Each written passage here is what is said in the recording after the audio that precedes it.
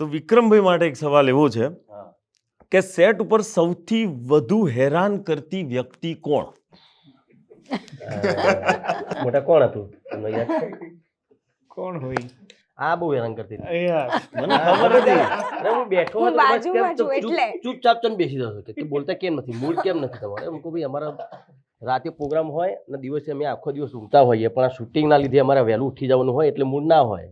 અચ્છા, વારે ઘડીએ પણ વારે ઘડીએ દરેક વખતે બોલો.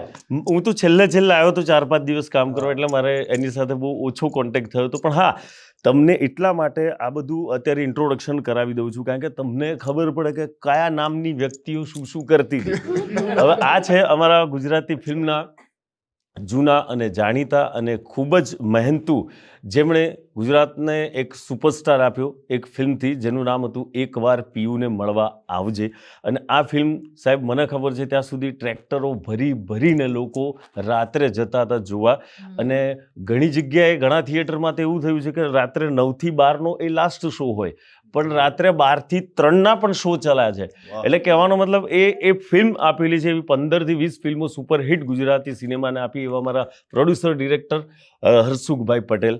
અને બાજુમાં બેઠા એમની તો આધાર કાર્ડની જરૂર નહીં, કોઈ કચેરીમાં એ નહીં માગતું, ઓળખી જાય. અરે યાર વિક્રમભાઈ, એ પ્રેમ છે તમારા બધાનો અને આટલો અપાર પ્રેમ તમે જે વિક્રમભાઈને આપ્યો છે એ આપતા રહેજો.